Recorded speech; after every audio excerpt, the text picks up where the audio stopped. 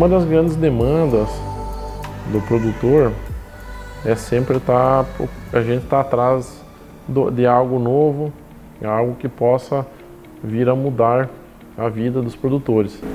Eu já participei de alguns estradeiros, dentre eles estradeiros da BR-158, passava pela BR-163, fomos até Meritituba, participei de alguns estradeiros regionais. No ano passado participei do estradeiro da BR-080, que sai de Ribeirão Cascalheira, que vai até o Goiás. Participei também do estradeiro na região de Paranatinga esse ano, estradeiro regional. Já participamos de estradeiros da BR-374, que vai até Porto Velho.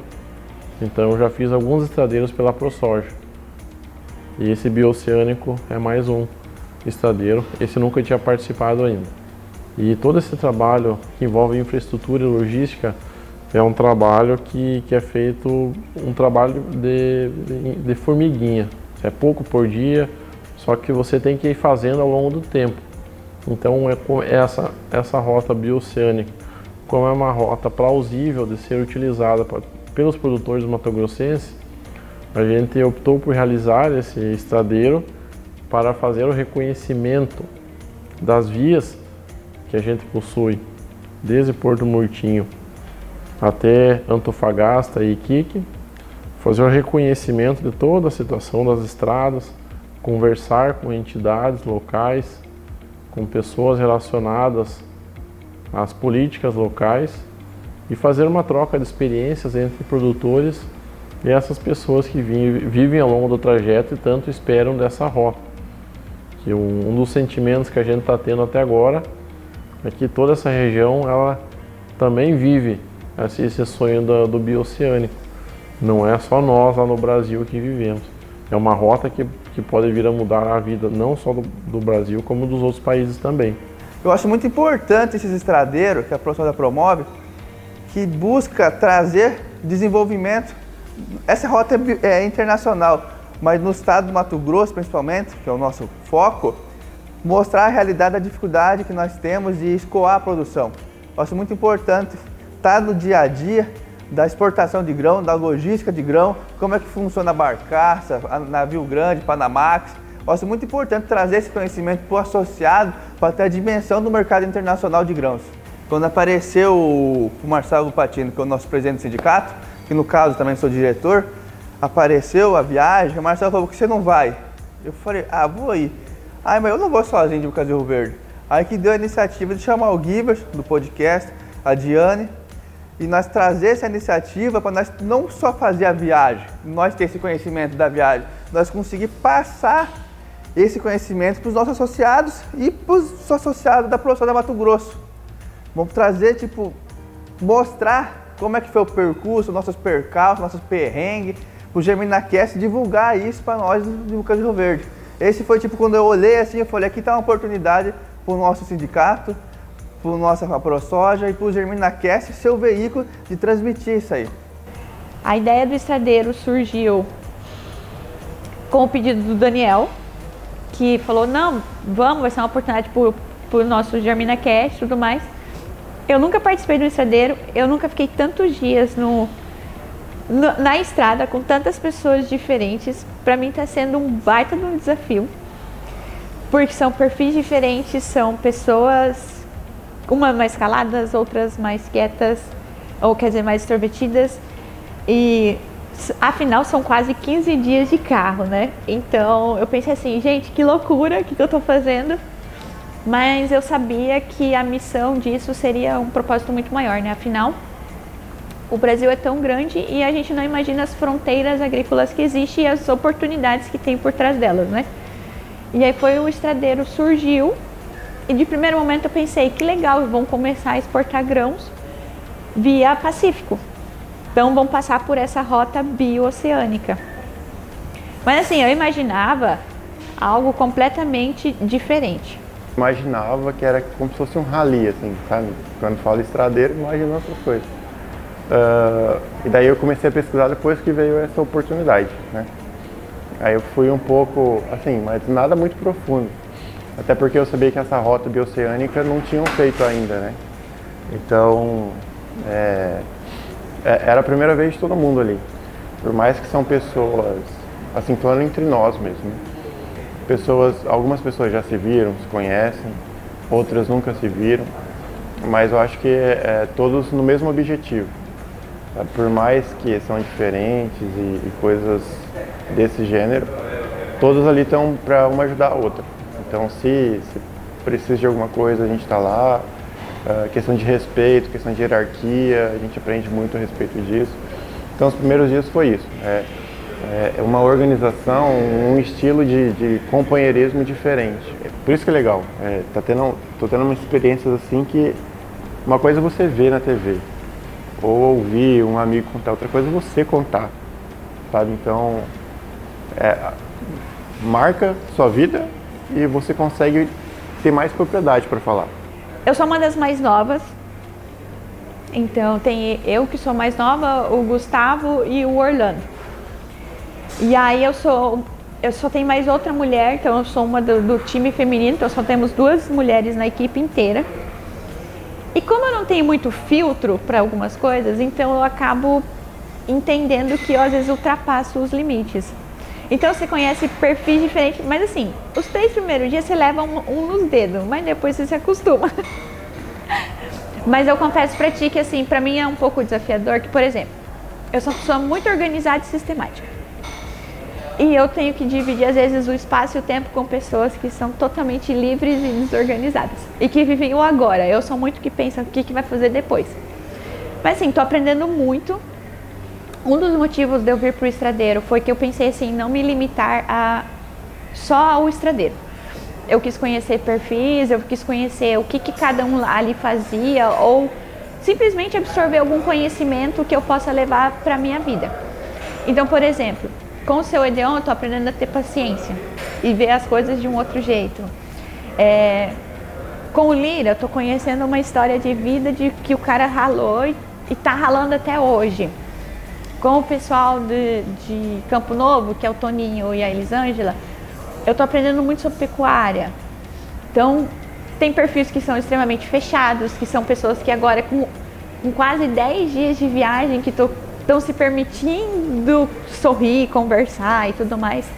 Então, é desafiador no início, mas você entende depois, os blocos se encaixam, sabe? Então, fica bacana.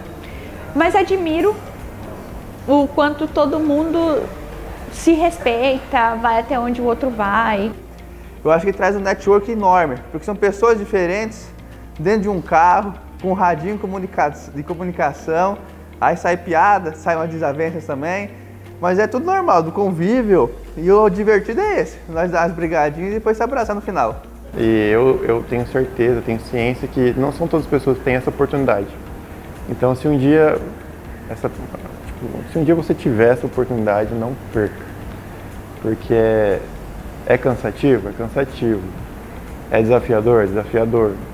Tipo, às vezes você quer bater no amiguinho, às vezes você quer bater no amiguinho. Mas tem algo que pesa muito mais, que é essa conexão, esse conhecimento, essa experiência que, cara, quando que você vai passar por 4 países diferentes, se conectando com pessoas diferentes, sabe? Podendo conhecer lugares, culturas e a rota que faz todo sentido para nós. Então, acho que é isso. Se tiver oportunidade, não perca, né?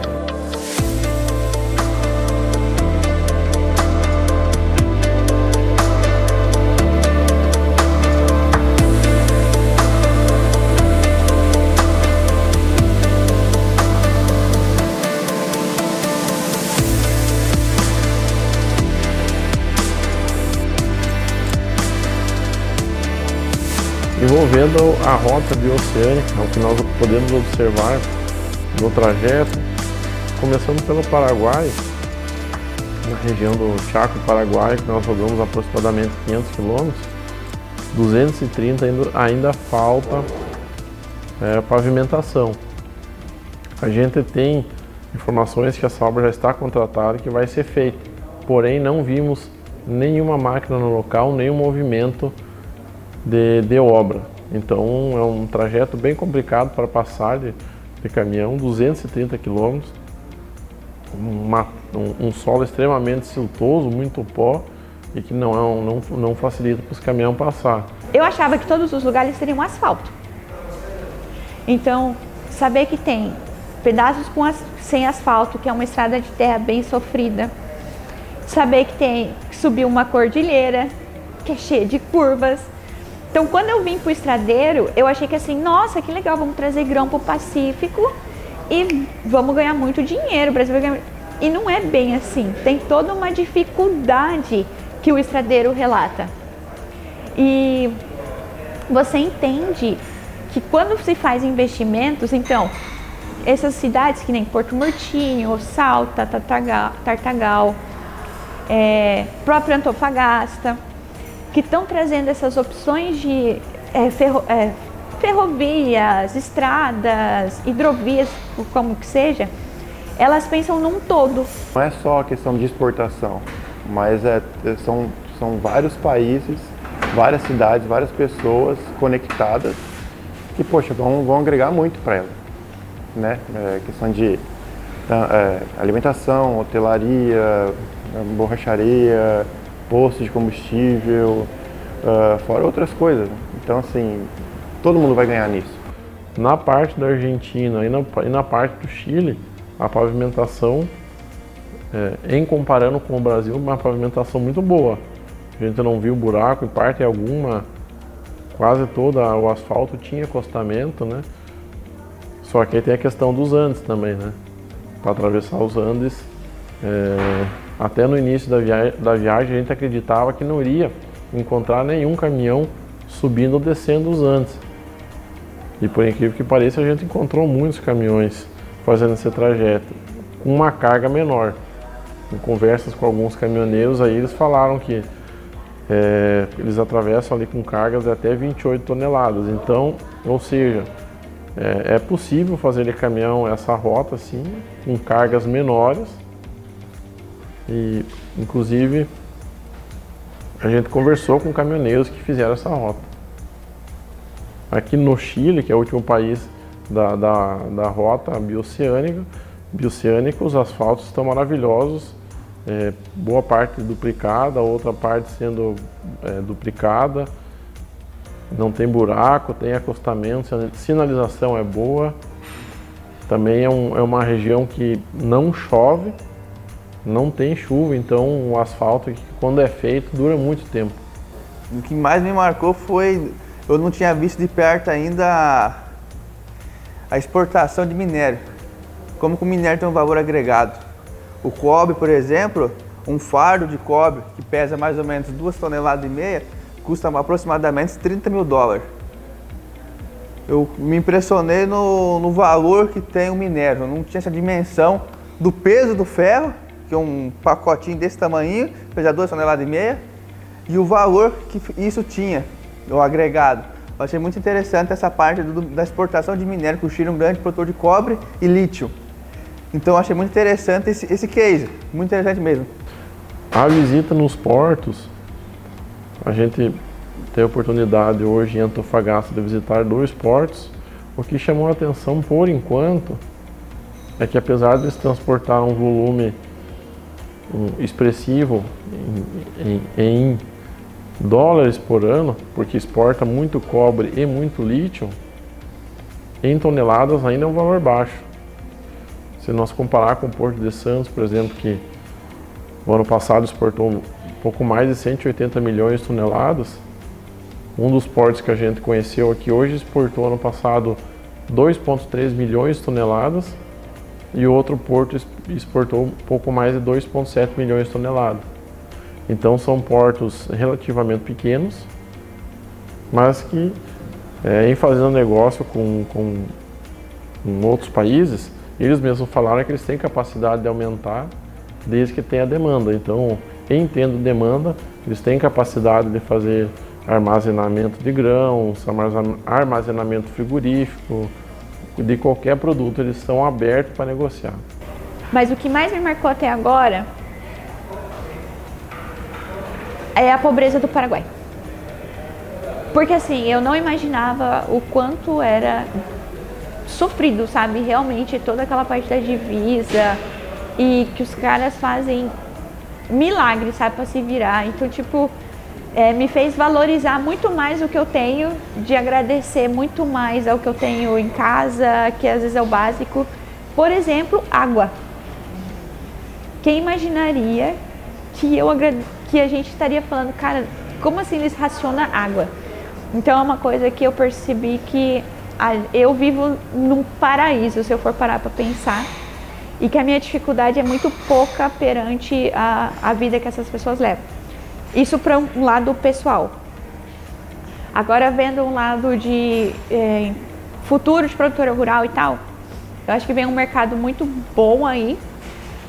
Eu espero que todos os governos se alinhem, se organizem, porque a vontade, pelo menos, do que todo mundo que a gente conversou, existe. Só que a gente sabe que a barreira é muito maior. Então, eu percebo que, assim, o crescimento vem, mas ele vem a passos bem lentos, entendeu?